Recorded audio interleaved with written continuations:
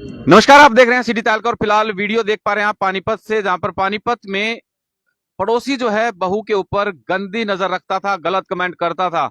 और जब चाचा ससुर ने इसका विरोध किया, उसे टोका, तो मनचले पड़ोसी ने युवक ने जो है गर्दन में पेचकस घोंपकर उसकी हत्या कर दी। फिलहाल यहाँ पर तमाम जो परिजन है, उनके रिश्तेदार है, यहाँ पर सिविल अस्पताल में पोस्टमार्टम करवाने के लिए पहुंचे हैं। और किस तरह से वो कमेंट करता था, फिलहाल जिनके साथ बदतमीजी करता था वो महिला हमारे साथ मौजूद है। क्या कुछ उसकी हरकतें थी जी, किस तरह से वो परेशान करता था और कल क्या हुआ था, एक बार बताएं जरा। कल मैं दुकान गई थी तो मेरे पैर में ईंट मारा था उसने? हाँ। अच्छा। ये गड्ढे पे मेरा ईंट मारा था पैर पे। हाँ। बोलता था, छेड़छाड़ बदतमीजी करता? हाँ, रोज मेरे को जब मैं पुरुष आई तो मेरे को दिन गाली दिए, बोले कहाँ जा रही है, गाली कर दो। हाँ। हाँ, इसने वो मेरे से क्या है, रोज मुझे छेड़ता है। तो उसके बाद कल उसने मेरे पैर में ईंट मार दिया। मेरे चाचा बचाने गए हैं तो चाचा के पास पेचकस निकालने के लिए मारने का था, तो दीदी ने धक्का मार दिया उनको, चाचा को। फिर हम लोग चले आए 3 बजे। उसने मेरे से सॉरी मांग लिया कि बहन सॉरी। और 6 बजे आया, मेरे बुलाने आया, बोला मेरी माँ ने बुलाया है। चाचू को बुलाने आया था, बोला मेरी माँ ने बुलाया है, मेरे पापा ने, चलो मेरे घर। तो चाचा अनजाने में, चाचा बोले हैं तुम क्या अनजाने में यहाँ करने आए, चलो नीचे जाओ। नीचे से आवाज भी मार सकते थे ना आप, तो आवाज नहीं मारा। चाचा नीचे गए तो उनका पेचकस मार दिया गर्दन में। नौकरी करती हैं आप? हम कंपनी गोदाम में काम करते थे। अच्छा, वापिस आ रहे थे जब आप? हाँ, हम 5:30 बजे वापिस आ रहे थे कमरे पे। आपके सामने मारा उसने? नहीं, इनके सामने मारा है।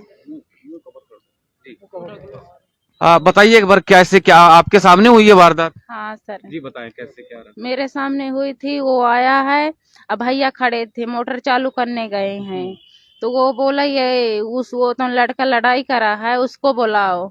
तो हम बोलो वो मेरा घर वाला, क्या काम क्या है? तो वो बोला कुछ काम नहीं, मेरी माँ बुलाई है, माँ बुलाई है, पापा बुलाए हैं। तो वो पड़ोसी थे गांव के, मेरे भैया लगते थे। वो बोले इधर क्यों आए, चल नीचे। भैया नीचे ले गए, नीचे गलाई के गए, और वो सीढ़ी उतरा भी है तो वो मार दिया पेचकस से। गर्दन में मारा? हाँ सर, एक ही बार कर दी? एक ही बार मारा है। अब मारा भी, अब हम चिल्लाने भी है तो वो भाग गया सर। कुछ बोल के गया जाते जाते? हाँ बोला, धमकी भी दे के गया है। क्या बोल के गया? वो बोल के गया अभी भी मारेंगे। हाँ सर। चलिए, तो बता दें कि ये मूल रूप से उत्तर प्रदेश के शाहजहानपुर के रहने वाले हैं और पिछले कुछ दिनों से जो है पानीपत में रोजी रोटी कमाने के लिए मेहनत मजदूरी करते थे। और फिलहाल शाहजहानपुर से जो इनके गांव के प्रधान हैं वो यहाँ पर पहुंचे हैं। क्या कुछ सूचना मिली थी और किस तरह से इस वारदात को देखते हैं हम? रात को हमें 8 बजे सूचना मिली थी कि हमारे पड़ोस के ही चाचा लगते थे, उनका जो है यहीं के एक दरिंदे ने, जो अभी जल्दी जेल से छूट के आया था, अपराधी किस्म का व्यक्ति है, उसने गर्दन में पेचकस भोंक दिया, जिससे दर्दनाक मौके पे ही मौत हो गई है। यहाँ के प्रशासन से मैं ये आशा करूंगा, उम्मीद करूंगा और कहना चाहूंगा इस प्रशासन के लिए कि यहाँ का प्रशासन इतना भ्रष्ट है। कल से मर्डर हुआ है, उसका अभी तक अरेस्टिंग नहीं किया है, उसके यहाँ नहीं भेजा है किसी को। और पुलिस जो है इनके परिजनों को गुमराह कर रही है और पुलिस की ये घोर लापरवाही है। अभी मैंने पुलिस से कहा है, एसएचओ से कहा है कि अभी तक आपने अरेस्टिंग क्यों नहीं की है, तो मेरे से कहा गया है कि वहाँ क्राइम ब्रांच भेज दिए हैं, जबकि उसका जो मर्डर किया है लड़का अमन, उसके पूरा परिवार वहीं रह रहा है, लड़के को कहीं बाहर भगा दिया है। परंतु पुलिस की ये बहुत ही दयनीय स्थिति है। पुलिस हमारे उत्तर प्रदेश की अपेक्षा यहाँ प्रशासन पूर्ण रूप से विफल दिख रहा है।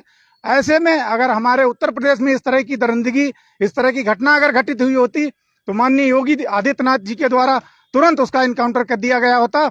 मैं माननीय नायब सैनी जी से, मुख्यमंत्री जी से आग्रह करना चाहूंगा, इस पुलिस प्रशासन के प्रति आप जरा अपना रुख कड़ा करें। इस जनता के साथ जो विदेश से आके यहाँ पे, दूसरे प्रदेशों से आके यहाँ पे रोजी रोजगार के लिए काम कर रही है, अगर इसी तरह से घटनाएं घटित होती रही तो पानीपत में जो रोजगार का काम है, जो कारोबार है, वो मुझे लगता है कि पूर्णतः ठप हो जाएगा।